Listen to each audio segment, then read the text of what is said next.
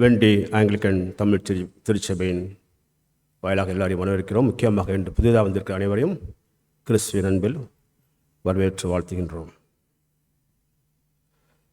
கடந்த 4 வாரங்களாக நம்ம பைபிள் ஒரு கண்ணோட்டம் என்ற தலைப்பில் பார்த்து கொண்டு வருகிறோம். 8 வார இந்த படிப்பில் 4 வாரங்கள் முடிந்தாகிவிட்டது.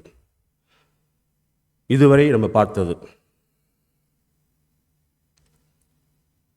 ஏதோன் தோட்டத்தில் ஆதாமும் ஏவாளும் கர்த்தருக்கு கீழ்ப்படியாமல் தங்களை சார்ந்து வாழ்ந்ததுனால ஒரு மாபெரும் வீழ்ச்சி வந்ததை பார்த்தோம். இந்த வீழ்ச்சி அவர்களுக்கு மட்டுமல்ல, மனித குலத்துக்கே உண்டான வீழ்ச்சி அது. அதுக்கப்புறம் கர்த்தர் அவர்களை விட்டுவிடவில்லை. கர்த்தர் பல வாக்குறுதிகளை கொடுத்து அவர்களை அழைத்து செல்கிறார். முதல் காரியமாக கர்த்தருடைய வாக்குறுதிகளில் இவர்கள் யாத்திரை புறப்பட்டு போகிறாங்க. எக்ஸோடஸ், அதாவது பார்வோன் மன்னனோட அடிமைத்தனத்திலிருந்து விடுதலையாகி அவர்கள் யாத்திரையாக சென்று கொண்டு போகும்போது கர்த்தர் அவர்களுக்கு இடைப்பட்ட காலத்தில் அவர்களுக்கு நியாயப்பிரமாணங்கள் கட்டளைகளை அவர்களுக்கு தரார். அதன் பிறகு அவர்கள் கானான் தேசத்தை நோக்கி கிளம்பி போகிறதுக்கு முன்னாடி யோசுவா மூலிமா தான் அந்த வெற்றி அவர்களுக்கு கிடைத்து அங்கே போய் கானான் தேசத்தில் அவர்கள் வாழ்கிறார்கள். அதில் அவர்கள் வெற்றி கிடைக்குது. அதன் பிறகு நியாயாதிபதிகள், அதாவது ஜட்ஜஸ் அமைக்கப்படுகிறார்கள். அவர்கள் அமைக்கப்பட்டும் இஸ்ரேல் மக்கள் மறுபடியும் பாவத்தில் தான் விழுகிறாங்க. அதுக்கு பிறகு கடவுள் இவர்கள் எனக்கு அரசர்கள் வேணும் கேட்கும் பொழுது கடவுள் அவர்கள் அரசரை கொடுக்குறாரு. அரசர்கள் வந்தாலும் அரசர்களும் கர்த்தர் எதிர்பார்த்தபடி செயல்படவில்லை. இஸ்ரேல் மக்களும் மறுபடியும் அதே மாதிரி பாவத்தில் விழுந்து போகும்பொழுது இந்த அரசாட்சியோடு தான் அந்த போன வாரம் நம்ம பார்த்து முடித்தோம். ஸோ இந்த வாரம் நம்ம பார்க்க போகிறது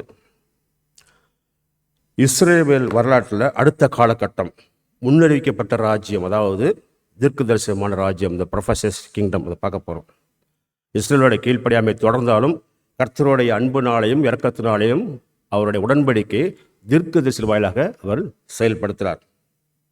தீர்க்கதரிசிகள் இஸ்ரேல் மக்களுக்கு பாவங்கள் செய்யும் பொழுது கடவுளுடைய ஜட்ஜ்மெண்ட், கடவுளுடைய தீர்ப்பை அவர்களுக்கு சொல்கிறாங்க. அதோடு கூட அவர்கள் மனம் திரும்பும் பொழுது கர்த்தர் கொடுக்கின்ற நம்பிக்கை, ஹோப்பையும் அவர்களுக்கு எடுத்து சொல்கிறாங்க. தீர்க்கதரிசிகள் யார்? கடவுளுடைய பிரதிநிதிகள், இல்லைனா கடவுளுடைய மெசஞ்சர் சொல்லலாம். இன்னும் தெளிவாக சொல்லணும்னா கடவுளோட ஸ்போக்ஸ் பர்சன் நம்ம சொல்ல முடியும். முக்கியமாக கடவுளோட உடன்படிக்கையை செயல்படுத்த அனுப்பப்பட்டவர்கள்.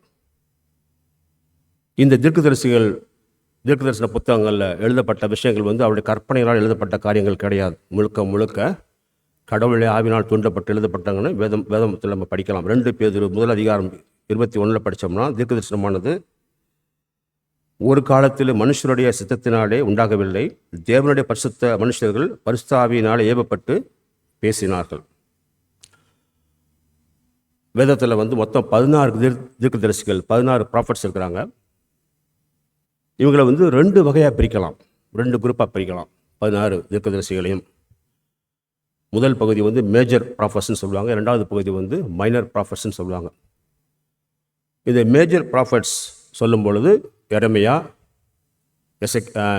ஐசையா, எசேக்கியேல், தானியேல், இவங்க 4 பேர் மேஜர் ப்ராஃபட்ஸ். அதுக்கப்புறம் ஒசியாவிலிருந்து மாலக்கி, அதாவது ஓசியாவிலிருந்து மில்கியா வரைக்கும் இருக்கக்கூடிய 12 தீர்க்கதரிசிகள் மைனர் ப்ராஃபட்ஸ்ன்னு சொல்லுவாங்க. இது என்ன மேஜர் ப்ராஃபட்ஸ், மைனர் ப்ராஃபட்ஸ் 2 பேரில் இதில் மேஜர் ஆக்கவங்க தான் பெரியவங்களா, அவங்க தான் கர்த்தருக்கு ஏற்ற மாதிரி நடந்தாங்களா, பாக்கியவான்களா, புனிதவான்களானா அப்படிலாம் கிடையாது. இந்த மேஜரான ப்ராஃபட்ஸ் அவங்க சொல்லப்பட்ட தீர்க்கதரிசனங்கள் அதிகமான பக்கங்களில் வேதத்தில் எழுதப்பட்டிருக்குது. மைனர் ப்ராஃபட்ஸ் அவங்க சொன்ன விஷயங்களும் சில பக்கங்களில், கொஞ்சம் பக்கங்களில் எழுதப்பட்டிருக்கு. மொத்தம் 2 பேருமே கர்த்தருடைய அந்த ஜட்ஜ்மெண்ட்டையும் அவருடைய ஹோப்பையும் தான் சொல்கிறாங்களே தவிர மாற்றா ஒருத்தர் குறைச்சி கூட்டி அதுவும் சொல்ல கிடையாது. இந்த 16 தீர்க்கதரிசிகளை இன்றைக்கு நம்ம பார்க்கக்கூடிய தீர்க்கதரிசி ஏசாயா தீர்க்கதரிசி. அந்த ஏசாயா தீர்க்கதரிசியில் பல அதிகாரங்கள் இருந்தால் கூட நம்ம இன்னைக்கு 55வது அதிகாரத்தை நம்ம குறிப்பிட்டு பார்க்க போகிறோம். இந்த 55லையும் முழு வசனங்களை பார்க்காம ஏற்கனவே படித்த மாதிரி 1லிருந்து 13 வசனங்கள் நம்ம தியானம் பண்ண போகிறோம். இந்த 1லிருந்து 13 வசனங்கள் பார்த்தீங்கன்னா கர்த்தர் இஸ்ரேல் மக்களுக்கு மட்டுமில்லாமல் நம்மளுக்கும் என்ன சொல்ல வராங்கிறத நம்ம தெளிவாக அறிந்து கொள்ள முடியும். இந்த 55 அதிகாரம் 1-13 வந்து கர்த்தருடைய அழைப்பை நம்ம பார்க்க முடியும். அந்த அழைப்பு வந்து ஒரு இலவசமான அழைப்பை நம்ம பார்க்க முடியும். இன்றைக்கி நீங்கள் கர்த்தரோடு ஏசாயாவோடு சேர்ந்து நீங்களும் இந்த அழைப்பை ஏற்றுக்கொள்ளணும்னா நானும் உங்களை வேண்டி கேட்டுக்கொள்கிறேன். முதல் வசனம் போகலாம். ஓ தாகமாக இருக்கிறவர்களே, நீங்கள் எல்லோரும் தண்ணீர்கள் அண்டைக்கு வாருங்கள். பணம் இல்லாதவர்களே, நீங்கள் வந்து வாங்கி சாப்பிடுங்கள். நீங்கள் வந்து பணமுமின்றி விலையுமின்றி திராட்சரசமும் பாலும் கொள்ளுங்கள். இங்கே வந்து இந்த 13 வசனங்கள் பார்த்தீங்கன்னா ஒரு ஃபிகரேட்டிவ் ஸ்பீச், அதாவது வந்து உருவகப்படுத்தப்பட்ட பேச்சாக இருக்கும். அப்படியே லிட்டரலாக நம்ம அர்த்தம் எடுத்துக்கொள்ள முடியாது. அதில் ஆழமான கருத்துக்கள் உள்ளடங்கி இருக்குது. அதாவது எல்லாரும் கர்த்தரிடம் வாருங்கள், தண்ணீர் பருக வாருங்கள். கர்த்தருடைய ஐஸ்வர்யமான விருந்த உண்ண எல்லாரும் வாருங்கள்னு அழைக்கப்படுறோம். இதே அழைப்புதலை வந்து வேதத்தோட பைபிளோட கடைசி புத்தகமான வெளிப்படுத்தின விசேஷத்தில் 22 அதிகாரம் 17 இப்படி படிக்கலாம். ஆவியும் மணவாட்டியும் வா என்கிறார்கள், கேட்கிறவனும் வா என்பானாக. தாகமாயிருக்கிறவன் வரக்கடவன், விருப்பமுள்ளவன் ஜீவ தண்ணீரை இலவசமாய் வாங்கி கொள்ள கடவன். வாருங்கள், தண்ணீர் பருக வாருங்கள். கிறிஸ்துவுள் தேவனுடைய ஐஸ்வர்யங்களை அனுபவிக்க வாருங்கள். தொடர்ந்து சொல்வதற்கு முன் நம்ம ஜெபித்து செல்வோம். அன்பான கர்த்தரே, இது உம்முடைய அருமையான இந்த அழைப்புதல், இலவசமான அழைப்புதலை நாங்கள் உதாசீனப்படுத்தாமல் பயபக்தியோடு அதை ஏற்றுக்கொண்டு உம்முடைய தண்ணீரையும் ஜீவ தண்ணீரையும் ஐஸ்வர்யமான உணவுகளையும் நாங்கள் அருந்த பருக உண்ண எங்களுக்கு நீதாமே இன்றுடன் பேசி நீ சொல்ல வேண்டியதை நாங்கள் மனதில் எடுத்துக்கொண்டு ஆராய்ந்து இதை செயல்படுத்துங்க பலத்தித்தார் இயேசுவின் நாமத்தில் முன்னாடிகின்றோம். ஆமேன். ஏசாயா தீர்க்கதரிசி சொல்லக்கூடிய இந்த 55 அதிகாரத்தில் 1-13 வசனத்தை நம்ம தெரிஞ்சுக்கணும்னா வந்து இங்கே அவர் ஆன்மீக தாகத்தை பற்றி, ஆன்மீக உணவை பற்றி பேசுகிறார். முதல்ல நமக்கு ஆன்மீக தாகம் இருந்தால் மட்டும்தான் இந்த கடவுளுடைய அழைப்பை புரிந்து கொள்ள முடியும். ஆன்மீக தாகம் இருந்தால் தான் அதை அறிஞ்சு கொள்ள முடியும். இந்த உலகத்தில் பார்த்திங்கன்னா இந்த ஸ்பிரிச்சுவல் டீஹைட்ரேஷன், ஆவியிலே ஒரு தாகத்தோட ஆவியிலே தவிக்கக்கூடிய உலகமாக இந்த உலகம் இருக்குது. இன்னும் சொல்லப்போனால் ஆவியில் மரித்த உலகம் தான் இந்த உலகம். புதிய ஏற்பாட்டில் மலைப்பிரசங்கத்தில் இயேசு பேசக்கூடிய முக்கியமான வசனம் வந்து ஆவியிலே எளிமை உள்ளவர்கள் பாக்கியவான்கள், பரலோக ராஜ்யம் அவர்களுடையது. பூர் இன் ஸ்பிரிட், ஆவியிலே எளிமை உள்ளவர்கள் பாக்கியவான்கள். யாரெல்லாம் ஆன்ம தாகம் இருக்காங்களோ அவங்க தான் பாக்கியவான்கள்னு கர்த்தர் இங்கே பேசுகிறார். அது எப்படி தண்ணீரும் உணவும் விலை இல்லாமல் இலவசமாக கிடைக்கும் அப்படிங்கிற ஒரு கேள்வி நமக்கு வரலாம். உணவுக்கான விலை கர்த்தருடைய துன்பத்துக்கு உள்ளான ஊழியர், அதாவது சஃபரிங் சர்வெண்ட், அவரால் விலை கொடுத்து வாங்கப்பட்டு விட்டது. நம்மளுக்கு எல்லாருமே அறிந்த அடிக்கடி படிக்கக்கூடிய ஏசாயா 53 அதிகாரம் 4-6 வரைக்கும் நான் படிக்கிறேன். அங்கே ஸ்டைலில் இருக்காது, உங்களுக்கெல்லாம் தெரிஞ்ச வசனம். மெய்யாகவே அவர் நம்முடைய பாடுகளை ஏற்றுக்கொண்டு நம்முடைய துக்கங்களை சுமந்தார். நாமோ அவர் தேவனால் அடிபட்டு வாதிக்கப்பட்டு சிறுமிப்பட்டவர் என்று எண்ணினோம். நம்முடைய மீறுதல்களின் நிமித்தம் அவர் காயப்பட்டு நம்முடைய அக்கிரம நிமித்தம் அவர் நொறுக்கப்பட்டார். நமக்கு சமாதானத்தை உண்டு பண்ணும் ஆக்கினி அவர் மேல் வந்தது, அவருடைய தழும்புகளால் குணமாகிறோம். நம்ம எல்லோரும் ஆடுகளை போல் வழி தப்பித்திருந்து அவனவன் தன் வழியிலே போனோம். கர்த்தரோ நம்ம எல்லோருடைய அக்கிரமத்தையும் அவர் மேல் விழப்பண்ணினார். இந்த கர்த்தருடைய ஜீவ தண்ணீருக்கும் அந்த உணவுக்கு வந்து பணம் கொடுக்க வேண்டியதில்லை. அவரோட வரப்போகும் அனைவருக்கும் ஆவிக்குரிய உணவு இலவசமாக கிடைக்கிறது. நம்மக்கிட்ட ஆவியில் எந்த அளவுக்கு குறைஞ்சிருக்கோம், இல்லாட்டினா ஆவியிலே வந்து நம்ம ஒரு திவாலாகி போயிருக்கோமா அப்படின்னு பார்க்கணும்னா நீங்கள் போக வேண்டிய இடம் வந்து கர்த்தர். அவரோட தான் வந்தால் தான் நம்ம எந்த விதத்தில் ஆவியிலே நம்ம நிறைஞ்சிருக்கிறோமா இல்லைனா திவாலாக இருக்கணும்னு தெரிஞ்சுக்கொள்ள முடியும். அது சரி, இந்த வசனத்தில் பார்த்தோம் தண்ணீர் அவசியமான விஷயம். ஆனால் வந்து இதில் பாலையும் திராட்சரசத்தை பற்றி பேசுகிறாங்க. இது கொஞ்சம் அதிகமாக தெரியுது அப்படின்னா, ஆமாம் அதிகமாக தான் தெரியுது இல்லைங்களா? கர்த்தர் வந்து அவர் தாராள குணத்தை காட்டுது. அவர் நம்மளை சாதாரணமாக உணவு மட்டும் இல்லாமல் ஐஸ்வர்ய உணவை சாப்பிட்றதுக்கு நம்மளை அழைக்கிறார்.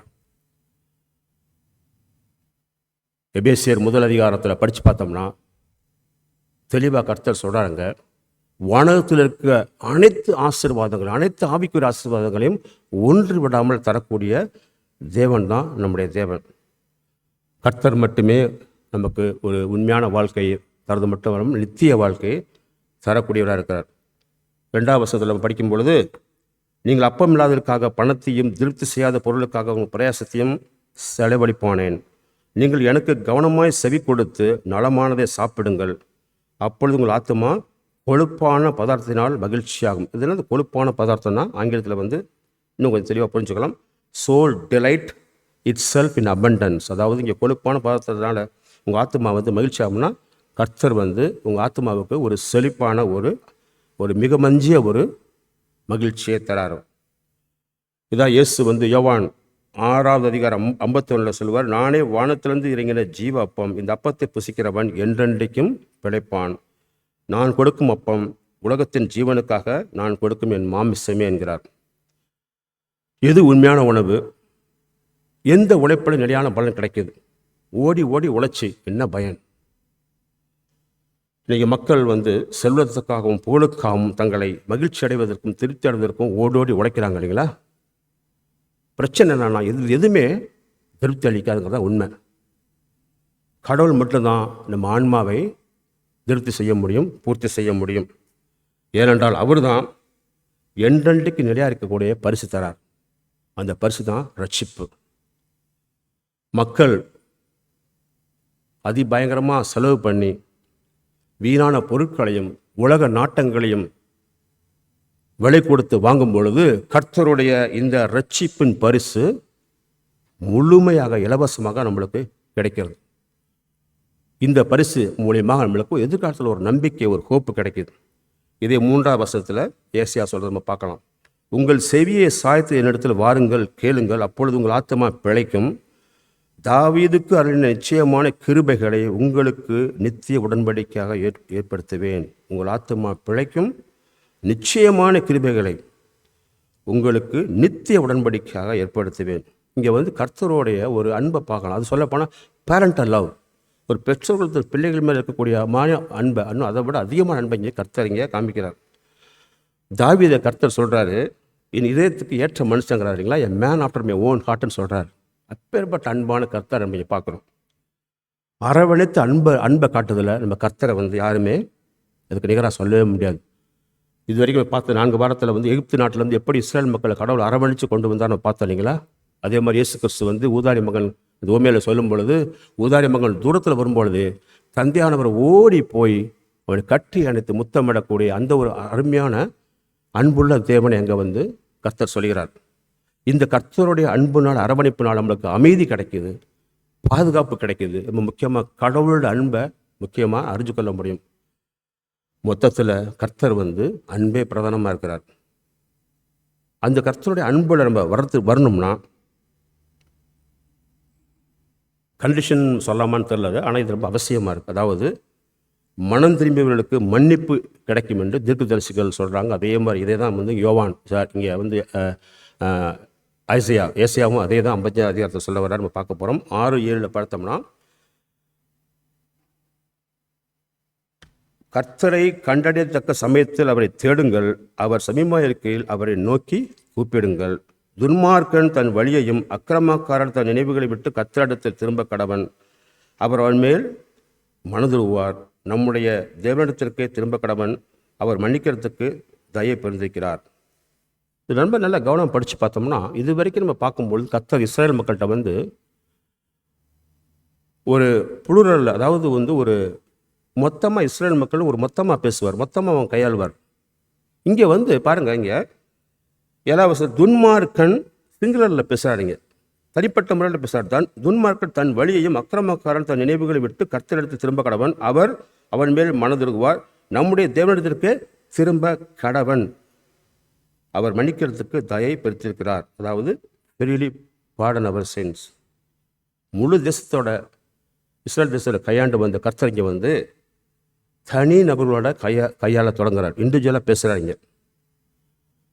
ஆனால் இஸ்ரேல் மக்களாக இருந்தாலும் சரி, இன்றைக்கி நம்ம வாழக்கூடியவர்களாக இருந்தாலும் சரி, எல்லாருமே மனம் திரும்பி கர்த்தர்கிட்ட போகிறது கிடையாது. பழைய ஏற்பாடில் படித்தாலும் சரி, புதிய ஏற்பாடில் படித்தாலும் சரி, சிலர் மட்டும்தான் கர்த்தரோட ஒட்டி கொண்டு எஞ்சியிருக்காரு நம்ம பார்க்குறோம். ஆங்கிலத்தில் வந்து இந்த ரெமனன்ட்னு சொல்லக்கூடிய வெகு சிலர் மட்டும்தான் மனம் திரும்பி கர்த்தரோட உறவு வச்சிருக்கிறத பார்க்க முடியும். அப்படி மனம் திரும்பாத இஸ்ரவேல் மக்களாக இருந்தாலும் சரி, நாமளாக இருந்தாலும் சரி, கர்த்தரோட எச்சரிக்கையை நம்ம பார்க்கலாம். இதை வந்து பழைய ஏற்பாட்டோட கடைசி தீர்க்கதரிசியான திருமுழுக்கு யோவான், ஜான் தி பேப்டிஸ்ட், மத்தேயு 3:9-10 இப்படி சொல்றார். ஆபிரகாம் எங்களுக்கு தகப்பன் என்று உங்களுக்குள்ளே சொல்லிக்கொள்ள நினையாதிருங்கள். தேவன் இந்த கல்லுகளினாலே ஆபிரகாமுக்கு பிள்ளைகளை உண்டு பண்ண வல்லவராக இருக்கிறார் என்று உங்களுக்கு சொல்கிறேன். இப்பொழுதே கோடாரியானது மரங்களின் வேர் அருகே வைத்திருக்கிறது. ஆகையால் நல்ல கனி கொடாத மரமெல்லாம் வெட்டுண்டு அக்கினியிலே போடப்படும். நல்ல கனி கொடாத மரமெல்லாம் வெட்டுண்டு அக்கினியிலே போடப்படும். நாங்கள் ஆபிரகாம் வழியில் வந்தோன்னு சொல்லக்கூடிய இந்த யூதர்களை காண எச்சரிக்கை இங்கே யோவான் சொல்லும் பொழுது, இதே எச்சரிக்கை நான் விசுவாசி, நான் பரம்பரையாக விசுவாசி, என் குடும்பமே ஒரு விசுவாச குடும்பம் தான், கிறிஸ்துவ குடும்பம் அப்படி நம்ம யாராவது சொல்லிக்கிட்டு இருந்தோம்னா சொல்லலாம், சொல்லிக் கொண்டு இருக்கலாம். அதனால் ஒரு பிரயோஜனம் கிடையாது. கனி கொடாத மரங்கள் வெட்டுண்டு அக்கினியில் போடப்படும். ஏற்கனவே வந்து மறுபிறப்பின் உத்தரவாதங்கிற அந்த சீரீஸில் பார்க்கும்பொழுது 1 யோவானில் பார்த்தோம், கனி கொடுக்காத மரங்கள் வெட்டுண்டு போகணும். அதே மாதிரி அதே தான் வந்து நம்ம யோவானில் வந்து இயேசு கிறிஸ்து 15வது பேசுகிறார். கனி கொடுக்காத மரங்கள் வெட்டுண்டு போகணும். அப்படின்னா மனம் திரும்பாத விசுவாசிகள், நான் என்னது விசுவாசி சொல்லிக்கிட்டு சபைக்கு வந்தாலும் சார் தான், நான் பரம்பரையான விசுவாசம் சொன்னாலும் சார் தான், எனக்கு பைபிளே கரைச்சி கொடுத்துட்டு என்ன சொன்னாலும் சார் தான், மனம் திரும்பாத விசுவாசி, கனி கொடுக்காத விசுவாசி கர்த்தருடைய ராஜ்யத்தில் பிரவேசிக்க முடியுமா? நிச்சயம் பிரவேசிக்க முடியாது. இல்லை நிச்சயம் நான் ஒரு மனம் திரும்பிடுவேன், இப்போ அவசரம், வயசாகும்போது பார்த்துக்கலாம், சாகும்போது வாய்ப்பு வராமையாக போயிடும் அப்படின்னு பல பேர் இந்த நம்பிக்கையில் வாழ்ந்துட்டு வரலாம். அடுத்த இதய துடிப்பு நமக்கு உறுதியளிக்கப்படவே கிடையாது. மறுபடியும் சொல்ல வரேன், அடுத்த இதய துடிப்பு நமக்கு உறுதியளிக்கப்படவே இல்லை. இந்த தேவ செய்தியை சொல்லி முடிச்சு நான் உட்காரும் பொழுது ஹார்ட் அட்டாக் வந்து சாக முடியுமா? நிச்சயம் சாக முடியும். கர்த்தர் இங்கே இந்த 55 அதிகாரத்தில் ஏசாயா மூலியமா ஒரு அவசர அழைப்பை நம்மளுக்கு கொடுக்கிறார். கடவுளுக்கு எதிராக போராடி நாம் சமாதானமாக வாழ்ந்துட முடியாது. 17வது நூற்றாண்டில் வாழ்ந்த பிரம்மாண்டமான ஒரு ஊழியர், பியூரிட்டன் பிரீச்சர் ஜோனத்தன் எட்வர்ட்ஸ், அவர் எழுதின ஒரு பிரசங்கம் புத்தகமாக வெளியிடப்பட்டது. நேரம் கிடைக்கும்போது தயவுசெய்து படித்து பாருங்க. Sinners in the hands of angry God. கோப கடவுளின் கைகளில் பாவிகள் எழுதியிருக்கார். கடவுளுடைய கடும் சினம், கடவுளுடைய கோபாக்கினை பாவத்தின் மேல் இருக்கிறது, பாவிகள் மேல் கிடையாது. பாவிகள் மேல் அன்பில் செலுத்துகிறார், ஆனால் பாவத்தின் மேல் அவர் கடும் சினம் உள்ள தேவனாக இருக்கிறார். இந்த ஜோனத்தன் எட்வர்ட் வந்து பிரசங்கம் பண்ணும்பொழுது அவருடைய பிரசங்கத்தை கேட்டு பல பேர் வந்து மனம் திரும்பதா சரித்திரம் சொல்கிறது. அதோடு கூட இப்போ உள்ளக்கூடிய அந்த ஜான் மெக்கார்த்தன் சொல்லக்கூடிய அந்த பேப்டிஸ்ட் பிரீச்சர், வெரி ஃபேமஸானவர், அவர் வந்து சொல்லக்கூடிய இந்த அருமையான வார்த்தைகளை நம்ம கவனிக்கலாம். இயேசுக்குள் இல்லாமல் கடவுளின் கோபத்திலிருந்து தப்பிக்க வேறு எந்த ஒரு அடைக்கலமும் இல்லை. இயேசுக்குள் இல்லாமல் கடவுளின் கோபத்திலிருந்து தப்பிக்க வேறு எந்த ஒரு அடைக்கலமும் இல்லை அப்படிங்கிறார். கடவுளுடைய புனிதமான நீதியான கோபாக்கியிலிருந்து யார் தப்பிக்க முடியாது. அதை நம்ம சாதாரண எடுத்துக்கொள்ள முடியாது. இந்த நாளில் தீர்க்கதரிசிகளோட வேதத்தோட நான் உங்களை கெஞ்சி கேட்டுக்கொள்கிறேன், மனம் திரும்பாமல் இருந்தால் மனம் திரும்பி கர்த்தரிடம் வாருங்கள், கர்த்தரிடம் திரும்புங்கள். அவர் கருணை உள்ளவர், இரக்கம் உள்ளவர். அவர் இரக்கம் எப்பேற்பட்ட இரக்கம்! மனம் திரும்பி வரும்பொழுது அவர் இரக்கத்தை வந்து பார்க்கும் பொழுது நம்ம நினச்சி பார்க்க முடியாத இரக்கத்தை காட்டுறார். ஏசாயா 54:7-8 உங்களுக்கு ஸ்லைடில் இருக்காது, நான் படிக்கிறேன். எமைப்பொழுது உன்னை கைவிட்டேன், ஸ்லைடில் வருதுங்களே, வருது 54:7-8. இமைப்பொழுது உன்னை கைவிட்டேன், ஆனாலும் உருக்கமான இரக்கங்களால் உன்னை சேர்த்துக்கொள்வேன். அற்ப காலம் மூண்ட கோபத்தினால் என் முகத்தை இமைப்பொழுது உனக்கு மறைத்தேன், ஆனாலும் நித்திய கிருபையுடன் உனக்கு இறங்குவேன் என்று கர்த்தராகிய உன் மீட்பர் சொல்கிறார். என்ன அருமையான வசனம் பாருங்க. இமைப்பொழுதுதான் உன்னை கைவிட்டேன், ஆனாலும் உருக்கமான இரக்கத்தினால் உன்னை சேர்த்துக்கொள்வேன். அற்ப காலம் உண்ட கோபத்தினால் என் முகத்தை இமைப்பொழுதுதான் மறைச்சிக்கிட்டேன், ஆனாலும் நித்திய கிருபையுடன் உனக்கு இறங்குவேன். புதிய ஏற்பாட்டில் இயேசு லூக்கா 4:18-21 வசனம் படிக்கும் பொழுது இயேசு ஏசாயா 61வது அதிகாரத்தை அந்த ஸ்க்ரோல், அந்த பழைய ஏற்பாடர் படிக்கிற பொழுது கர்த்தர் பேசக்கூடியது நம்ம முழுமையாக படிக்கல, சில சுருக்கமாக மட்டும் சொல்கிறேன். கர்த்தருடைய ஆவியானவர் என் மேல் இருக்கிறார், என்னை அனுப்பினார். எதுக்கு அனுப்பினார்? தரித்திரர்களுக்கு நற்செய்தி சொல்றது, சுவிசேஷம் சொல்றதுக்காக என்னை அபிஷேகம் பண்ணி அனுப்பினான்னு இயேசுங்க சொல்கிறார். சொல்லிட்டு என்று எழுதியிருக்க அந்த வாக்கியம் உங்கள் காதுகள் கேட்க இன்றைய தினத்தில் நிறைவேறிற்று என்றார். தீர்க்க தரிசனம் சொன்ன எல்லா முக்கியமான தீர்க்க தரிசனங்கள் இயேசு கிறிஸ்துல முக்கியமாக இவரால் தான் சுவிசேஷம் நம்மளுக்கு கிடைக்குங்கிறத அவர்கள் கேட்கும் பொழுது நிறைவேறிச்சுன்னு இயேசு இங்கே சொல்ல வரார்.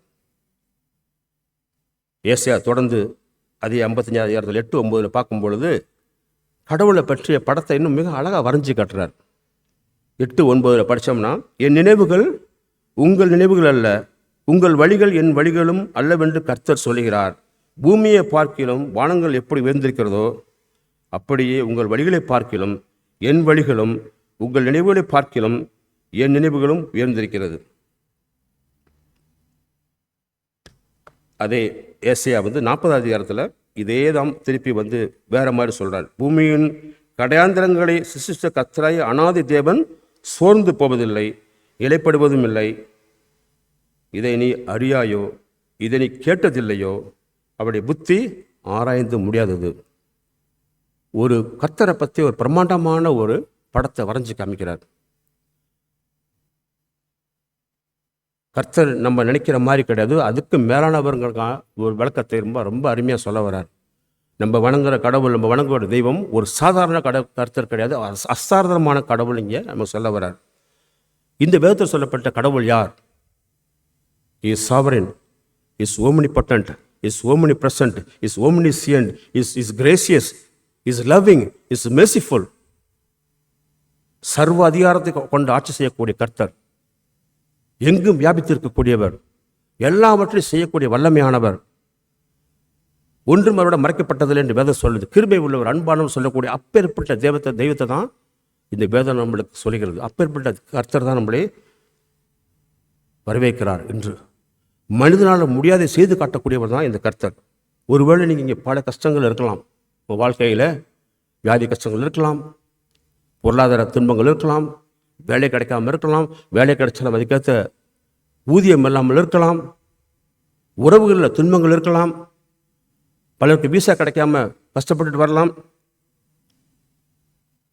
யோசித்து பாருங்க, நீங்கள் வணங்கக்கூடிய இந்த கர்த்தர் இஸ்ரேல் மக்களை வரலாறு படிக்கும்போது நாடு கடத்திலிருந்து அவங்க அந்த எக்ஸைலேருந்து அவருக்கு வெளியேறப்பட்ட போது கர்த்தர் வாக்குறுதி அளிக்கிறார், உனக்கு விடுதலை தருவேன், உனக்கு நிலத்தை தருவேன், ஆசீர்வாதமும் தருவேன் சொல்லக்கூடிய அந்த கர்த்தர் தான் நம்மளும் விசுவசிக்கிறோம். அதே சமயத்தில் இப்பேற்பட்ட எல்லா ஆசீர்வாதங்களையும் போன வாரம் பார்த்த மாதிரி யோசுவா என்ன சொன்னார்? கர்த்தருக்கு பிரியமாக இருந்தால் இதை செய்வார், கர்த்தருக்கு பிரியமாக இருந்தால் செய்வார். அந்த ஒரு விசுவாசத்தோட மனம் திரும்புதல் இருக்கும் பொழுது கர்த்தர் நினைச்சு பார்க்க முடியாத காரியங்களை செய்ய முடியுமா? நிச்சயம் செய்யக்கூடிய கர்த்தர் தான் நம்ம விசுவசிக்கிறோம். ஸோ மனம் திரும்புதல் போது அழைக்கிறாரு இங்கே ஏசாயா. அதுக்கப்புறம் விசுவாசம். ஒரு ரட்சிப்படைகிறதுக்கு இந்த ரெண்டு ரொம்ப அவசியமாக இருக்குது. ஒரு பைசைக்கிளை ஓட்டும்பொழுது 2 சக்கரம் அவசியமாக இருக்க மாதிரி மனம் திரும்புதலும் விசுவாசம் தான் ரட்சிப்புக்கு கொண்டு செல்கிறது. தீர்க்கதரிசிகள் கடவுளின் வார்த்தையில் விசுவாசம் வைக்க அழைத்தார்கள். 10வது வசனம் 11வது வசனம் படித்தோம்னா, மாரியும் உறைந்த மழையும் வானத்திலிருந்து இறங்கி அவ்விடத்துக்கு திரும்பாமல் பூமியை நனைத்து அதில் முளை கிளம்பி விளையும்படி செய்து விதைக்கிறவனுக்கு விதையாகவும் புசிக்கிறவனுக்கு ஆகாரத்தையும் கொடுக்கிறது எப்படியோ அப்படியே என் வாயிலிருந்து புறப்படும் வசனமும் இருக்கும். அது வெறுமையாய் என்னிடத்திற்கு திரும்பாமல் அது நான் விரும்புகிறதை செய்து நான் அதை அனுப்பின காரியமாகும்படி வாய்க்கும். கடவுளின் வார்த்தையை, வானத்தையும் பூமியையும் படைத்த வார்த்தைகள். ஆபிரகாம் கடவுளின் வாக்குறுதியின் வார்த்தை மூலியமாக தான் ஒரு புதிய இஸ்ரேலியர் தேசமே உருவாச்சுங்களா. கடவுளின் வார்த்தை எதை சாதிக்க வேண்டுமோ அதை நிச்சயமாக அதை நிறைவேற்றியே செய்வார். கர்த்தர் பின்வாங்க ஒரு கிடையாது. இங்கே அருமையாக இந்த வசனத்தில் இங்கே ஏசையா ரொம்ப உருவப்படுத்தி ஒரு நல்ல ஒரு இமேஜை காமிக்கிறார். ஃபிகரேட்டிவாக அங்கே பேசுகிறார். அந்த வசனம் நல்லா பல அர்த்தத்தை தருது.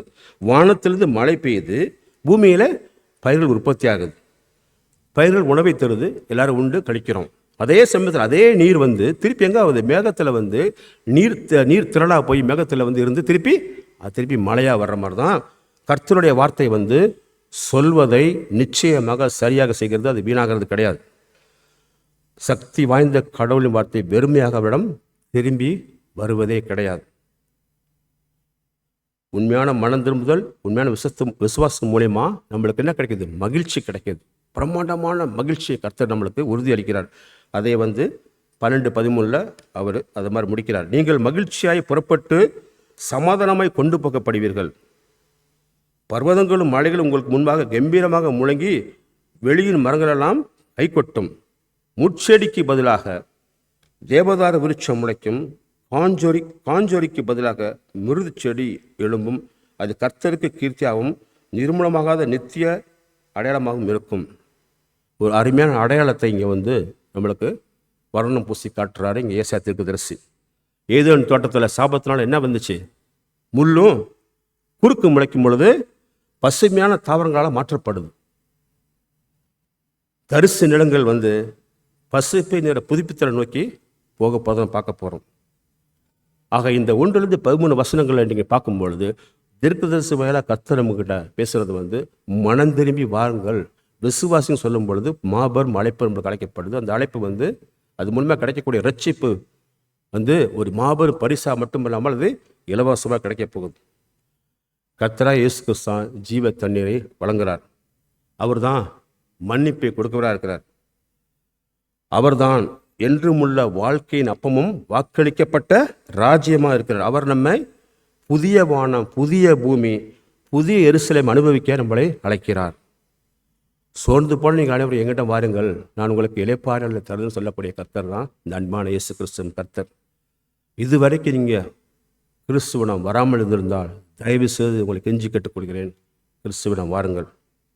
பூமிக்குரிய கனவுகளுக்கு அப்பாற்பட்டு வாழ்க்கையை அனுபவிக்க கர்த்தருக்குள்ள வாருங்கள். இயேசுவை பின்தொடரும் பொழுது நிச்சயம் ஏமாந்து போக மாட்டீர்கள்.